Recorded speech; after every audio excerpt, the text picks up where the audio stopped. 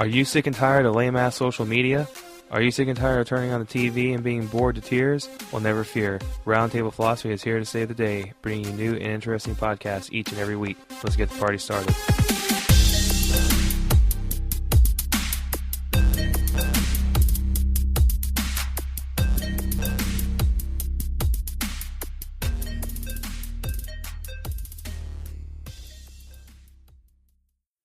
On tonight's podcast, we have Aaron Klein from Sweet Cakes by Melissa. He and his wife own a bakery in Oregon, and they're currently facing a discrimination lawsuit. I invited them on the show to give their side of the story and explain exactly what happened. So if Aaron, you'd be so kind as to let us know what the current ruling is and how you plan to deal with the situation as it unfolds. So yeah, we started up a business back in 2006 in the state of Oregon. It was an in-home bakery. Melissa worked on that.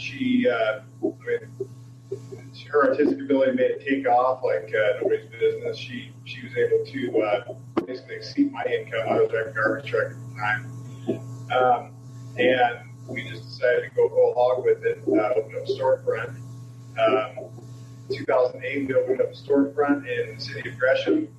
And business as usual. Outgrew the living space with the business space within probably about 8 months. Actually needed a larger place to make it work. And business as usual up until January 17, 2013. I had a return customer come in, made a request to have us do a wedding cake. When she went to give the name of the bride and groom, she notified me the 2 brides. At that point, I could not, in good conscience, have Melissa spend all the time and effort into making a cake for something we disagree with against our religious beliefs. And since then, it just went into a national media storm. Really kind of became its own creature, and it harmed our business. We had sexual activists pressure all our business associates into cutting ties with this, and eventually did have to shut down the shop. And we are now kind of trying to figure out where we're going to go with it. The business is, for all intents and purposes, shuttered, and we are looking to see if it would be feasible to reopen in the state of Oregon. So let's say that you're able to reopen your bakery and do business again, and another couple comes in and requests a cake similar to the one that spawned this entire issue. Would you be willing to make the cake, or would you stand your ground and refuse their request as well? I couldn't in good conscience do it. This was a situation where we dedicate all that we do to God, and last time I checked, the Bible still defines marriage between a man and a woman. Given the current laws in Oregon, how would you be able to run your business again without facing the same possible situation and legal repercussions for refusing service based on your religious beliefs? We couldn't guarantee that would not ever be an issue again, and that's why we're fighting to win this case. This has to do with First Amendment rights. This has to do with the idea that all Americans should be free to live and work by their faith without the government coming and punishing them for doing so. And so, we got to win this case. We got to do something in this state in order to protect our religious freedoms, so that people like us can operate a business and not be forced to go against their will.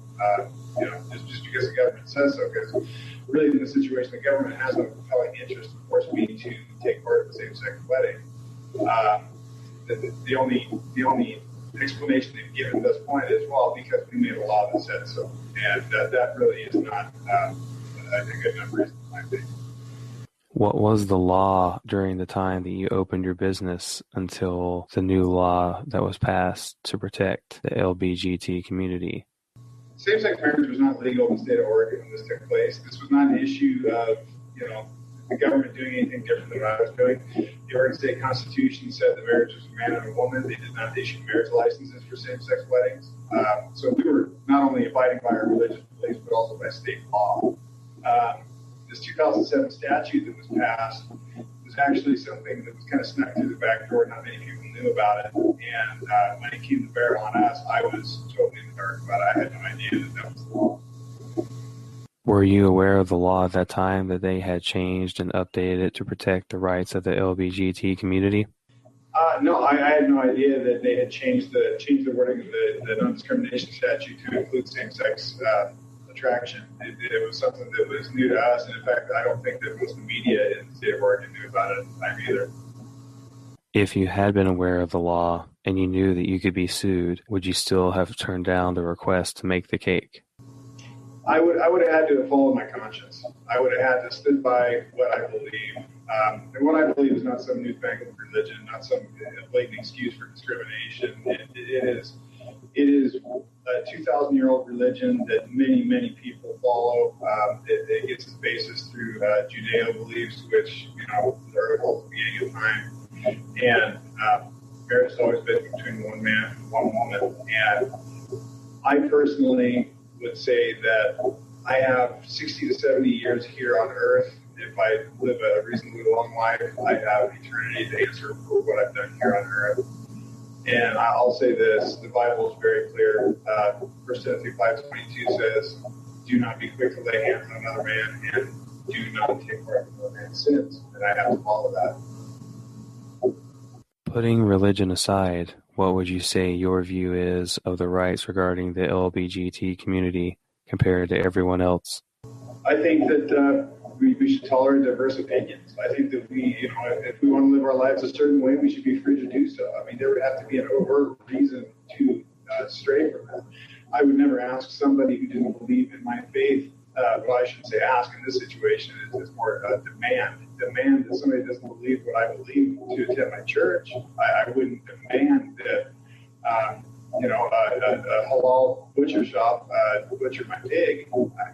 This is a situation where there's got to be a compelling reason. So if a homosexual wants to get a wedding cake, wants to get married, wants to do those things, I'm not standing in their way of doing that. I'm simply saying I don't want to be a part of that. So do you think that there should be separate but equal accommodations? In other words, there were plenty of other bakers that could have baked the cake for this couple. Why didn't they choose them instead?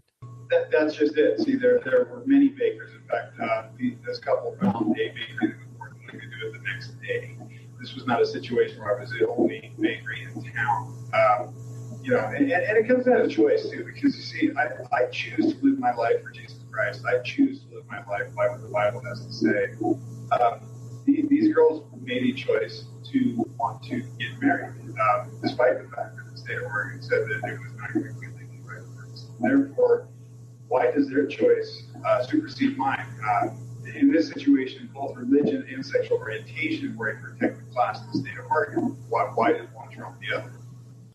So how is it possible that the state permitted one right to trump another? In my mind, you should have been able to say no, and they should have been able to ask without any harm done. Yeah, and then even if there was harm done, if the free market decided that my religious beliefs would not be tolerated in the business world, well, that's the free market. Now I'm dealing with a situation where the government is saying not only did you close down your business, but we're going to come after your personal assets. This is going on the realm of you made a bad business decision. Which, by the way, I'll say this: we shut down our shop not because our regular customers disappeared, not because our wedding business just completely dried up. This was a situation where our vendors were harassed. They were badgered. They were cussed out. They were screamed at, all because they simply had the Sweet Cakes logo on their website for a referral. This was something beyond the realm of normal business as usual. This was strong arm tactics to get people to alienate us. I actually read that the vehicle you used to transport cakes and whatnot was broken into a few times. Yeah, we live lack of a better term, out in the middle of nowhere. We live up on the mountain. We live in a forest. We're away from most civilization. So to come out and break into my vehicle, it was a definite wanton and willing way of trying to intimidate us. This was not just once, but 3 times this happened. So when that happens and the vehicle sitting next to it has not been touched, it was death attention. How have other businesses in the area been impacted by the law that's been put in place? Well, let's see. There is a wedding chapel in Canby that has shut its doors. There are many, many other people that have contacted us in the Northwest worried about the same kind of things. Limo services, florists, photographers, they're worried that they're going to be next. See, we're the first case in the state of Oregon to have this happen. And so how this plays out will directly affect other business owners who don't want to, take part in that same-sex wedding. So in the off chance that you don't win this lawsuit, what are the next steps? Do you have the right to appeal, or is it pretty much open and shut? We have no chance in this court. This court is not what you call a court of law. This is a court of statutes. This is a court of, that's a sham. That's the best way I can put it. Radovaki, the Commissioner of the Bureau of Labor and Industry, said that I was guilty before he even had the case in front of him. He said I need to be rehabilitated. He said that the goal is never to shut a business down, but to rehabilitate them so they can operate within the law. Well, this court, which the judge, by the way, calls himself a forum because he's a direct employee of the commissioner. He neither holds a law degree nor is an Oregon State bar. He's not even qualified to make this decision. This court does not recognize the Constitution. So my First Amendment rights do not matter when it comes to this court. My due process, no, don't get that here. In fact, I was told that, blatantly told that you do not get due process. I don't get trial by jury. I don't get any of those things afforded to me by the Constitution because they just don't recognize the Constitution. So in this court, I never thought I was going to win. My best chance in this court was to make a record that was going to help me on an appeal. And that's what we're moving towards. Right now, I got a $135,000 suggestion going to the Commissioner of the Bureau of Labor and Industry. He has the power to increase, decrease, or dismiss the case. And, looking at what he's done in the past, he's more than likely going to increase it. And again, coming out of my personal assets, this will put me out of house and home. This will take the food out of my kid's mouth. This is not something that's coming out of liquidated business assets. This is 100% designed to silence anybody that does not agree with what's going on. Is that because you're a sole proprietorship and not an LLC? It was a sole proprietorship. What I've been told is an LLC would not have mattered. It does not matter. Once they have dissolved the business, they can come after you personally. So an LLC would not have protected my family in this situation. If you were an LLC and had remained open, would that have been able to protect you like a shield, or would it have not mattered? No, because I, as a personal individual and as a representative of Sweet Cakes by Melissa, was held personally liable. So it's about on par with, for example, you work for a chemical company and your boss asks you to dispose of chemicals inappropriately. You know that by doing so, it's against the law, and because you choose to stand up for what you believe in and say no, you're fired. Is it something along those lines? Yeah, similar. This situation is where this government that was set to protect my constitutional freedoms is now the one persecuting me for exercising them. It doesn't matter. When they seek to silence you, seek to come after you, persecute you for what you believe, they're going to do it. And administrative law courts and human rights tribunals are the perfect avenue to do that because the Constitution does not apply. Being a Christian, you've quoted several Bible verses pertaining to a man and a woman. How would you say that Romans chapter 13 verses 1 through 5 applies to you in regards to business, since it states that you should obey the government no matter what? Well, I would say, first of all, that's a misrepresentation. It does not say to obey the government no matter what. It says the government bears the sword for a reason. Now, the precursory to that is Romans chapter 12. If at all possible, make every effort to. Okay, in this situation, I can't make an effort to appease the government and follow God at the same time. I'm either going to condone sin or I'm going to follow God. There's no two ways around it. So if the government's going to bear the sword and come after me, hey, I'm not called to win this battle. I'm called to stand. That's Ephesians 6, by the way. Put on the full armor of God and stand. Being that you have a family, how are your kids being impacted by this? Do they have a lot of questions, or do they understand what's going on? This situation, my kids, in fact, my 3-year-olds are getting up right now. I have 3-year-old twin boys. They have no idea what's going on. My 9-year-old son, he doesn't really have a whole lot of idea what's going on. My 13-year-old, he gets what's going on. He gets irritated with it. He doesn't quite know how to express that. My daughter gets it. She's 16 years old. She sees what's going on. She knows that this is absurdity to think that the government would come after you for simply. I mean, and there was an apology. I mean, she knows that I apologize to this person. I'm sorry, I can't do it. And to get a $135,000 judgment out of an apology, they view that as absurd. They view that as tyranny, and that's what this is coming down to. You had mentioned that you apologized to the couple. Did you mean that you apologized to them the day the incident happened, during the court hearing, afterwards, or all of the above? I apologized to her the day she came in and asked me to make a cake that I couldn't do. And I'm guessing that wasn't enough for them? Absolutely not. In fact, the first filing on this situation was not a truthful filing. It was full of lies, including who was present, what was said. Later, these things have been recanted, and now the official Bureau of Labor and Industry documents show exactly what I've said all along, and that is that I said, I'm really sorry. I think I may have wasted your time, and I can't do this cake. I can't do it. There's wedding cakes.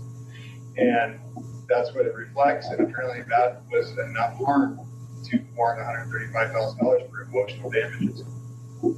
Based off of several articles that I read, the women suffered many symptoms. They've had anxiety, weight gain, social issues, and depression. So how is this evidence provided without any kind of medical or professional backing? Or was it more or less they were given the sheet and told to just check anything that applied? Well, this is what came out during discovery. This list that has come forward with all these things, including being mentally raped and just all kinds of different harms. This was a list that the Bureau of Labor and Industry came out with. Asked these girls to check all that apply. They were told these things have gotten damage awards in the past. So check any of the that apply to you. They literally went down the list, and I mean, I think that there are probably 75% of stuff on this list applied to them. 178 individual harms. This seems a bit extreme for being told, no, I'm sorry, I can't make your cake. I would say, to me, if I was found guilty of discrimination, which, by the way, I don't think I'm guilty of anything, this situation was protected class against protected class. Them trying to force me to violate my religion, me trying to say that I don't want to be a part of your wedding, it should have been a draw at best, all the constitutional on my side in this situation. But, you want to call me guilty? How about $10 for gas? You know what I mean? That's reasonable damages there. This is $135,000. That's designed to bankrupt somebody. That's designed to silence somebody. If a complaint is filed against a business in the state of Oregon, what's the typical procedure and what's the punishment associated with the complaint? Well, the Bureau of Labor and Industry has the absolute power in it, the judge, jury, and executioner in this. And the last one that came forth, if I remember right, was a bar, a pub, something of that nature. The guy that owned it was actually deemed $400,000 total, but one of the people was awarded $30,000 for being, quote, mildly dismayed for a day. Since this court hearing has gained a lot of attention and social media presence, how has it impacted any new businesses that have opened? And have any new businesses opened since the trial began? Well, I'm sure there's businesses that have. Here's the issue. The guy that put this law forth, this non-discrimination law, Brad Avakian, the Commissioner of the Bureau of Labor and Industry, he helped get the law passed. He now enforces the law. This guy takes an oath every 2 years saying that he will be unbiased, saying he will uphold the Constitution of the state of Oregon. He does neither. He is an activist. He's won awards for gay rights groups. He is, for all intents and purposes, in that position to force his will upon business owners. I've seen more rhetoric out of his mouth about same-sex marriage than I have about actual wage and hour issues. So how is this person still in office if they claim to be unbiased, yet given everything that's happening to you, it seems that they're extremely biased? Well, that's because you have a system in the state of Oregon that the next person in line to take care of that issue, to make sure that he's doing the right thing, you have the Secretary of State, you have the Attorney General of the state of Oregon, you have the Governor of the state of Oregon. Those are all supposed to be part of the checks and balances.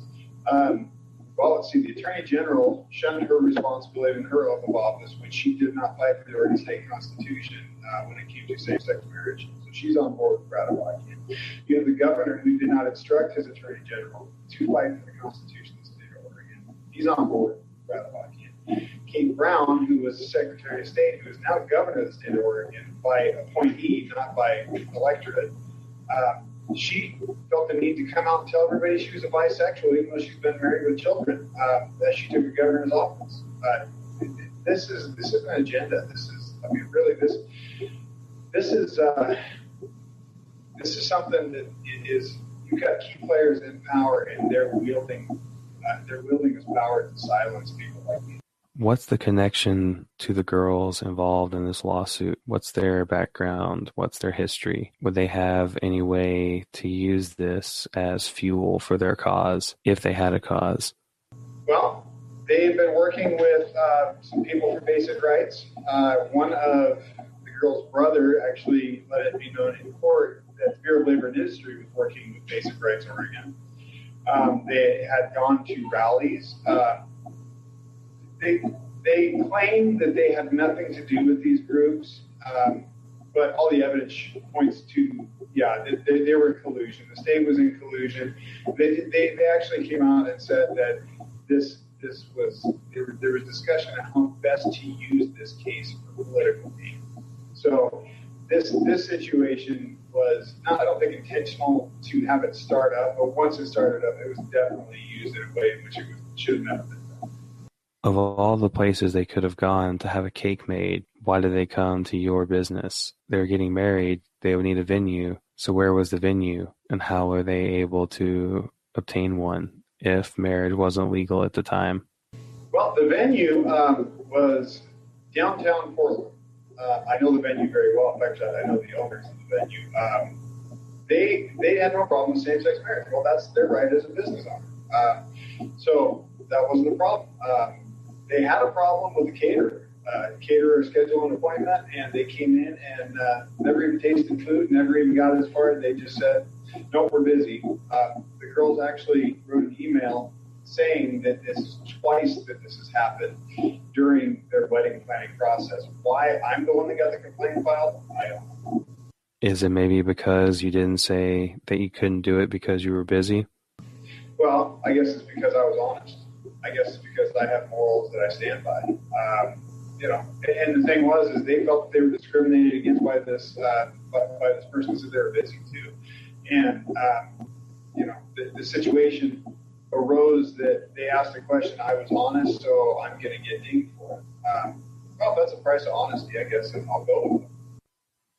When comparing your situation to segregation and what was going on during that time period, Rosa Parks was asked to give up her seat because at the time it wasn't legal for a black person to sit at the front of the bus. She refused to do so, was arrested, and punished for it. You are a private business owner and didn't want to make a cake because the event went against your religious beliefs. You're being punished for it. So comparing those two events, would you say that they are similar in a lot of ways? Or if not, how do they differ? Well, the Rosa Parks situation, she was asked to do something that she should not have had to do, and that was to get up and vote. I've actually heard more stuff on the other end of it, saying that this is the new civil rights movement, that the homosexuals are being denied rights.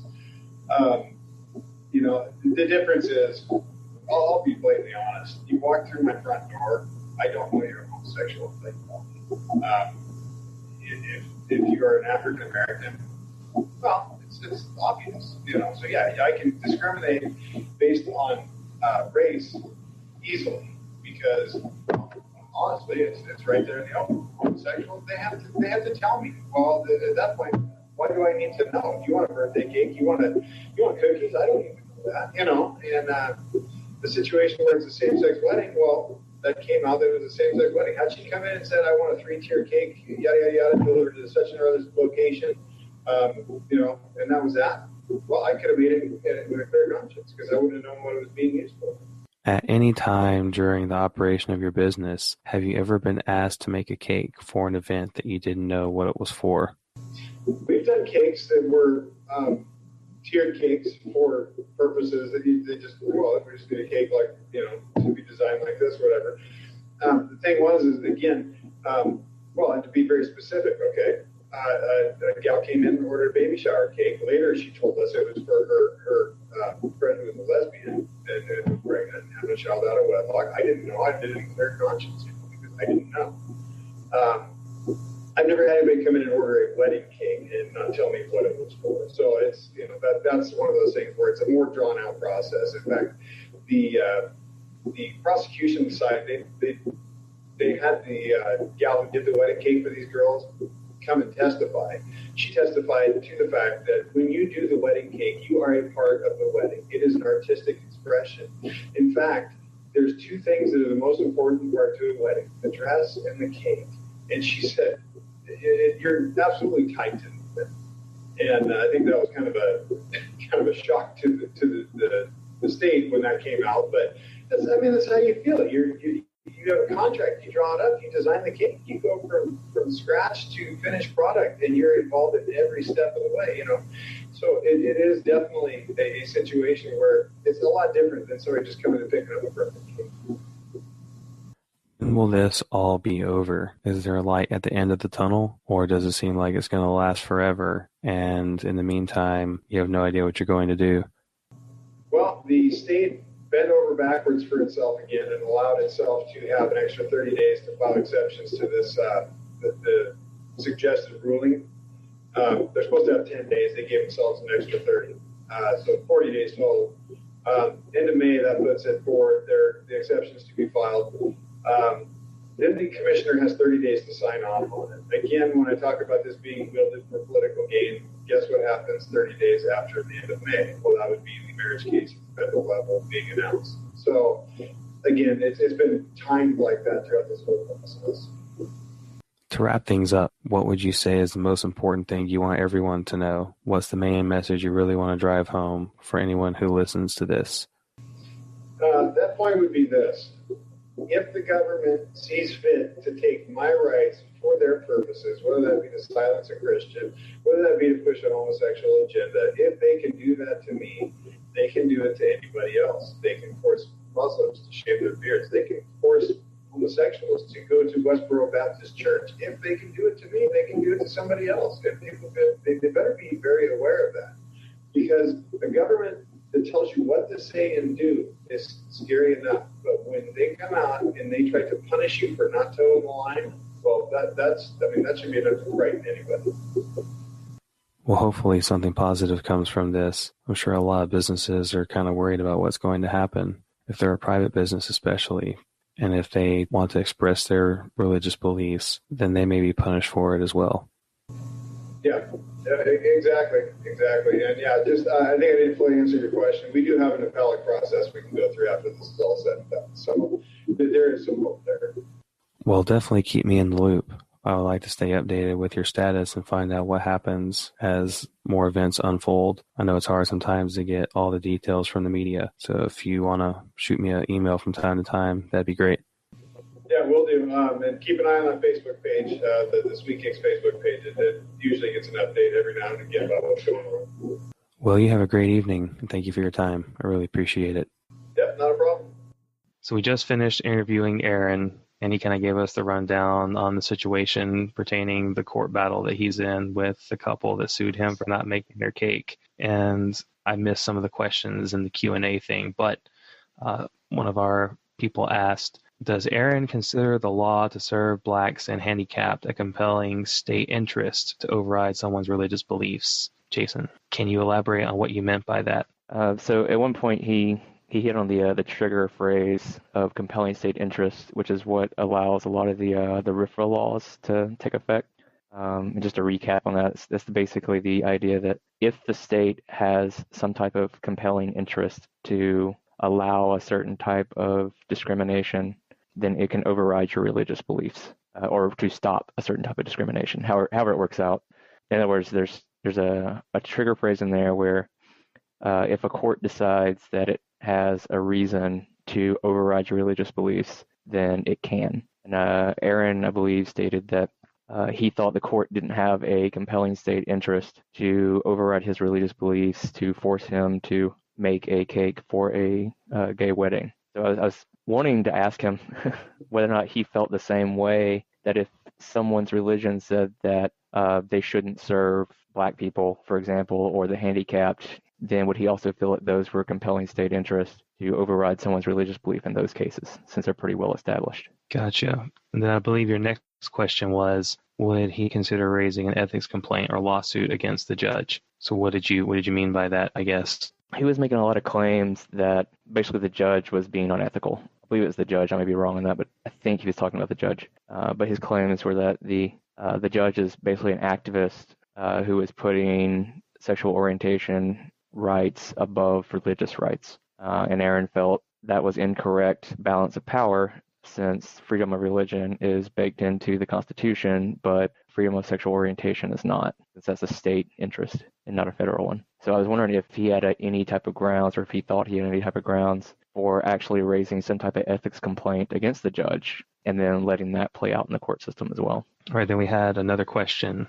Where in the Bible does it say that a business owner shall not serve sinners? Asking you not to take part in their sin would only mean don't be homosexual with them, if in fact homosexuality is a sin. Also, would Jesus really be proud of your decision? So what did you mean by that, Jim? Well, I'll admit that my questions during the session were a little bit more emotionally driven. I think that Jason had some better questions, but what I meant was to say that I don't believe that it says anywhere in the Bible anything about a business owner or a merchant, because back in the day they didn't have necessarily the kind of big businesses and industrialization that we have in today's modern world. I don't think it says anywhere in the Bible that a business owner or a merchant shall not offer their services to sinners, because I mean, it's one thing to have a religious belief, it's another thing to go into business. And sure, you still have religious beliefs as a business owner, but I don't think that should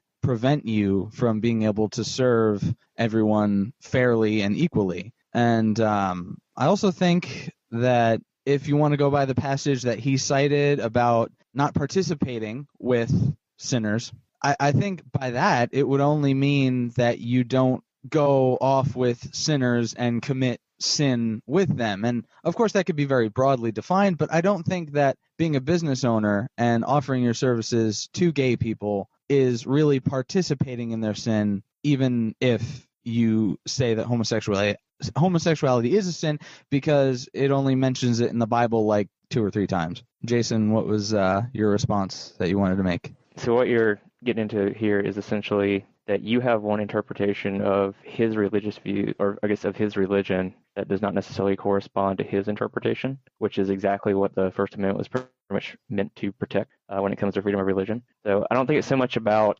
whether or not someone can demonstrate how any type of text or dogma from their religion actually logically generates the belief. All you have to do is prove that the belief itself is sincere and widely spread within the religion. It has to be established in the community. And that's what the courts have held up several times. So it's not so much that you have to agree that he's actually participating in some way with what he's trying to discriminate against, just so much that he has a sincere belief in it. So he had made a comment about if this can happen to him, then other things could happen to you as individuals.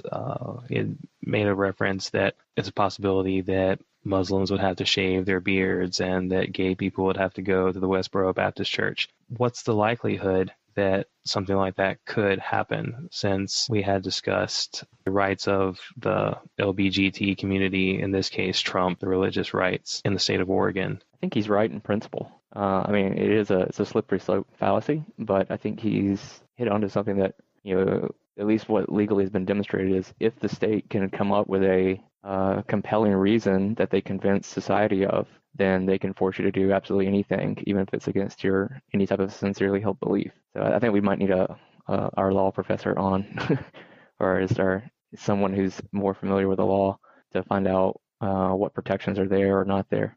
So in the case of being a business, I want to say from the articles I read, Arkansas and Tennessee were the only two states left. There may be others, but they were the only two states that you did have the right to turn somebody down for whatever reason that you felt justified. So let's say that he had his business in one of those two states and that couple had come in. Well, half of the couple, it was not both people, and they asked for a cake for an event that he didn't feel that he needed to be a part of. He could have said, "I'm sorry, but I can't do that due to my religious beliefs," and nothing would have happened. Is that correct in what I'm saying in regards to those states based on their current laws? So there's a federal law that protects the general, equal opportunity employer protected classes. Let's just pick out race because it's an easy one that everyone's familiar with. But the interpretation of the federal law uses the interstate commerce clause, or whatever it's called, to say that every hotel, motel, and other lodging type, I think with maybe an exception for bed and breakfast, and every restaurant must serve absolutely anyone that comes in and can't deny service for any reason. So those state laws would not override that because then it would be a federal court case that gets put out. So I'm not sure exactly if you were going for something else or what, so maybe I don't fully understand the question. Well, just to clarify on something, so you're saying that literally if someone who had, let's say someone who had raped my sister or something came into my shop and I told them to get the hell out of my shop, that I'd be fined and arrested because I wanted them out of my shop? Doesn't that mean the government has authority over all shops then on the same basis? I mean, there has to be a line between, because the whole reason of having a business owner is for you to be in control of something that is your main capital, your main property, especially if you pay taxes for it also. So I'm trying to figure out why the hell that would have any kind of influence over how you run your business unless you're actively breaking the law. And I mean actually breaking a true law. If someone's in your business and you want them to leave, you should have every right to tell them, "I'm sorry, but I'm afraid I'm not going to be able to serve you due to their beliefs. I do not wish to have you as one of my customers." Again, it's not every business, so not all corporations are created equal. Specifically as places of public accommodation, which are generally defined to be lodging and theaters. Well, question. Well, what is public accommodation? I mean, hell, bars can technically be public accommodation after age 21. That's a hell of a lot of the population. Yeah, I don't remember if bars fell into the Supreme Court decision, but all general restaurants, all lodging that was something like had more than 4 rooms, and all theaters and cinema and other like sports arenas all fell under it. So if it's like sports arenas, theaters, fine. I can see that perfectly being the exception. But when you have an actual privately owned business or company that has no deference or any kind of basic reasoning to hold back the owner of that company, just because the law also says protects this, but it's going to go ahead and ignore your rights anyway. It's a slippery slope argument. The one he brought up earlier, it's fallacy, because either way you're going to be in the wrong. What they should have done in the first place was thrown it out completely and said, "Listen, find a different bakery place to get your cake done, and just forget this asshole." Or say, "You know what? You're right. You have your rights, but he has his rights too. Let's throw it under the bus and try to figure out something else differently." Instead, it's turned into this little yelling contest back and forth and stuff. And now we have a judge who's apparently a opportunist of sorts to make a name for himself doing something, especially in a state where there's a pretty liberal congregation and population of people who would use that as a launching point to further his own career in some way and such. That's why I can't really put much stock in the full judgment of being the law, but also the fact that of how it was handled overall. I mean, you have to, when you are a judge, someone who is the absolute executor of a judicial system or branch, you have to be fair, you have to be impartial. Your own beliefs cannot shape the way you run a trial and such, because that would be the same as discrimination, and that'd be the same as bias. You can't actually escape bias, but I see where you're going with it. And I do That's the agree. Like point, though. you're supposed to be as unbiased as you possibly can be. That's the entire reasoning of having a judicial system, is to have a neutral figure, an absolute gray, not black or white, but literally the gray at the in-between, to actually be directly impartial to either side and to literally look at both parts of the law on both the moral spectrum, the religious spectrum, the social spectrum, and the legal spectrum, and be able to come up with a solution, much less something between both parties, to where this situation can be not overlooked, but overall either be handled appropriately and without any kinds of rights being violated in the process, or to be thrown out and let a higher court take care of it. That's the main purpose of this, because he's setting precedents on that fact that your religious freedoms mean jack shit, as opposed to my agenda I have for my political career in the future, possibly, much less on how the views of other people matter. It's the same thing when it comes to majority representation versus minority. It'd be like comparing, since Baptists are the main social party of religion when it comes to the state of Alabama, they should have all power and judgment across the entire state for a belief system, which personally we can all believe overall is bullshit. There's no other way to cut it than that.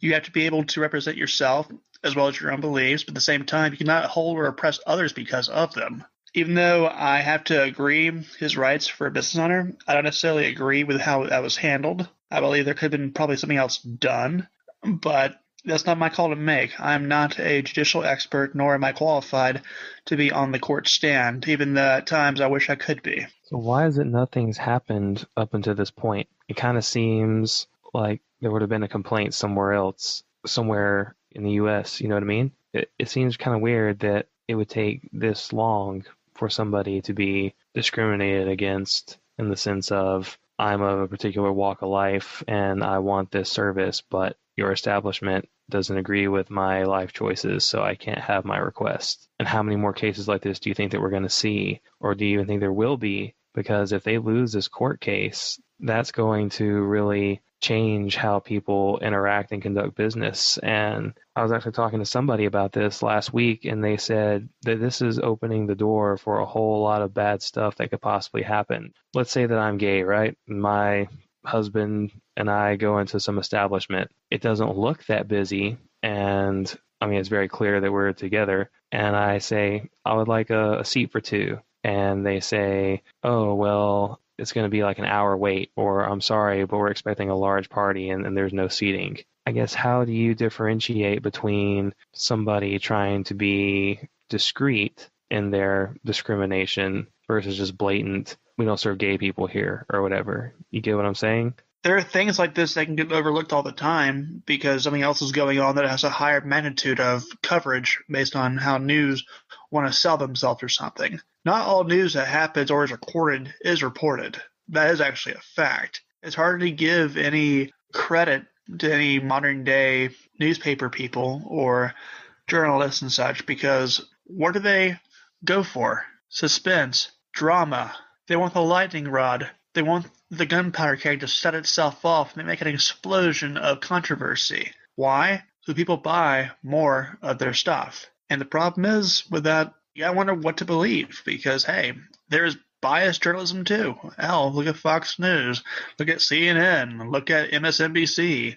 It's going to be difficult to put any real credence to most news networks just because, one, they're owned by a conglomerate or a corporation who will only lean a certain way on certain things. But at the same time, you have to look at it on free-spirited reporters, people who are independent, people that don't have that kind of limitation set upon them. But for now, this is going to be a slippery slope. I mean, this is the precursor to, actually no, this is a sequel to Under God and Pledging Allegiance and such. That was a big lightning rod that happened about 10 years ago in 04, 05, out there that happened out west. Now we have this happen, and it's just going to keep building and then building and then building until eventually it's going to equate to the fact that one right is more important than any other right. And then how do you judge what rights have more value? How do you judge what rights carry more weight, have more relevance to modern day society or how we as people live in today's world? Just to kind of expand on what Ryan was saying with you don't see every, not every court case and everything makes news. Same time, I think Joey was asking about why is this the only one or the biggest one? And I should recall out a quick Google search just came up with an organization called GLAAD, which is stands for Gay and Lesbian Advocates and Defenders. And just on their website alone, they've listed about 30 different cases specifically to anti-LGBT discrimination that they've been working on since, I believe it was in 1980 was the first case they have listed. This is not the first case at all. It won't be the last. It's not really isolated. It's just it blew up and became national news very easily. The weird thing about that is I don't think that there's a legal difference between turning down someone politely and being very apologetic about it and saying, I'm sorry, I can't do that, like Aaron apparently did, and doing it completely the other way where you're basically yelling in their face like, no, I can't do that because God hates gay people. We don't serve your kind around here. Exactly. Freedom of speech, I believe, covers your ability to say what you want in regards to gays, and if you want to be polite, you can definitely be polite. If you want to yell and scream at them, you can definitely yell and scream at them. But I think that from the business end, that's where you get into public business law and commerce law, and that's where it would really help if we had our law expert on the show. And I also wanted to say that, and we can jump off of this if you want, it's kind of not really a good idea to let your personal beliefs, no matter how strong they may be, get in the way of your business succeeding. And part of that is serving paying customers and making profits off of that. It's just a smarter move from a business standpoint to accept all paying customers than to reject them based on religious beliefs. Having been a business owner, I would disagree with that. There's a thing that's called firing your customers. And this comes from the idea that not all customers are worth your time. And every time you take on a customer, you are in some way, forming a contract and a bond with that person. Now, it does vary by business type. Like, if you're just someone purchasing something at McDonald's, there's not much of a bond there. There's not a whole lot of reason to not serve a customer unless the customer's being outlandishly annoying or disruptive to your business in some way. But in the other side of the spectrum, if you're getting into some of a business partnership with someone, let's say Google and Apple, right, when they were together, not really together, but when they were working very closely on the Maps app inside of iOS, they had to work together and they were going to be forming a close partnership with one another. So you might look at it as Google took on Apple as a customer, and they got heavily embedded with them while doing that. So that's maybe a more of a deeper case. You can't fully treat those two as equal, but in both cases, you still have a reason to turn down customers. I mean, there's no law of nature that says you have to take in every single possible dollar that can come to the door. Sometimes it's just not worth it. I mean, if you're gonna get into some type of business arrangement with somebody that's going to cause you harm to the image of your business over time, it's usually a bad idea. So in other words, just not every dollar is created equal when it comes into business income. But how can you safely do that? How can you safely turn away business without getting slapped for discrimination or hating on a particular lifestyle? Does the nature of the business help facilitate that? So, if I'm a store owner that makes cakes and somebody says they want me to make a cake, I mean, me personally, I would have just made the cake because I tend to keep religion separate from my personal feelings. I wouldn't say that I am a very strong Christian and that what I believe aligns 100% with the Bible, but not everybody operates that way, clearly. And he stood up for what he believed in, and now he's paying the price. So for future business owners, how do you serve customers but still follow what you were saying, that sometimes you have to fire your customers because not everyone is worth the effort, and especially if it's something that would turn your business into financial ruin, which in this case it did for them. There is a right for anyone to speak freely, as well as they should use that right to the level that they believe necessary. However, the lines of necessary are very hard to distinguish in today's culture. It's also the fact that a lot of people in today's society have very thin skin and have very soft hearts. Not that I'm saying that people are weak, but sometimes you have to have the mindset, okay, that's one asshole I won't talk to ever again. So be him. That's his failure for losing me as a customer or as a friend. Now, if there's being someone who's being a complete negative and bigoted person, then by all means, they should be lambasted and practically proclaimed to be scum. But for a business standpoint, you have to be able to separate ideals, religion, and such from a business. A business is also technically a person if you are incorporated, so to speak. So I'm not sure how that would affect overall rights in that legality standpoint. Because if a business is regarded as a person through tax purposes, then shouldn't that person have their own rights as well? And even then, how do you guard against that? How do you go for that as a case, much less put that in context for the courts to follow for future cases?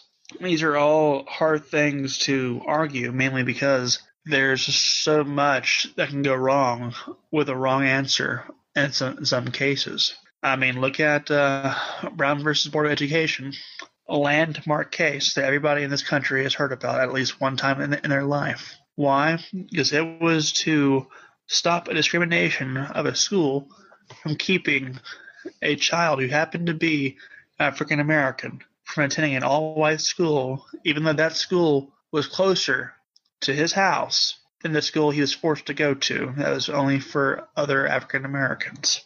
And when that happened in this country, a powder keg went off. The entire racial wars and the entire Martin Luther King era right there took flight. And as you know it, the 50s became the 60s and exploded into the 70s and 80s. And just that amount of time of 10 years, 15 years, can change more than most people could ever believe. The evolution of thought, the evolution of morals, the evolution of character.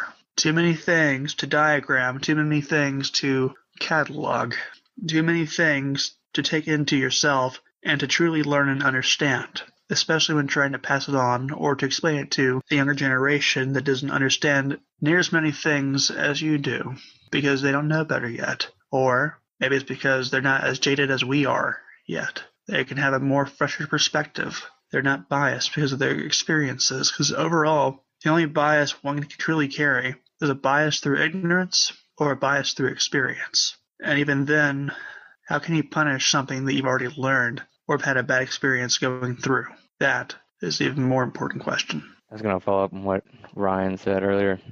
It's about seeing that there's no end in sight, that we just kind of keep pushing the more and more extreme cases until there's nothing you can do about it. It seems like a very dystopian view to me, or nihilist view possibly.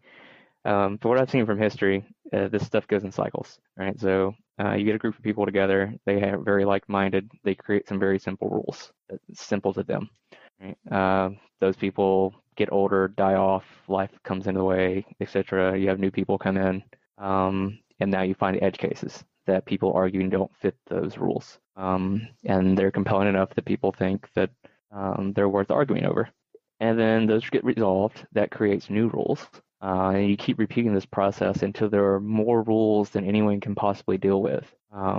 And somewhere along that way, somebody finally, or a group of people at least, or normally a group of people, kind of get fed up with it, and they find a way to basically have a revolution. Now, it might be something like a true revolution, like the French Revolution or the American Revolution, or even the was it the Bolshevik Revolution? Whatever started Russia's Soviet adventure, and that then tears everything apart and creates a brand new set of simple rules, and the whole process repeats until someone's fed up with it and it all starts over. So I think this kind of just means that we're a fairly healthy stand here. I mean, we're far simpler on a lot of things. I mean, the government's finally just said that there's these things that you cannot discriminate against anymore, or at least and here's a list of exceptions of ways that you actually can discriminate against them, like being a private club, or not being a eatery of some sort. So what's happening right now is we had a gray area that was not really important, until now. So whatever our previous fight was, which I guess we can probably pick racism, since that's almost a dead thing as far as the law is concerned at this point.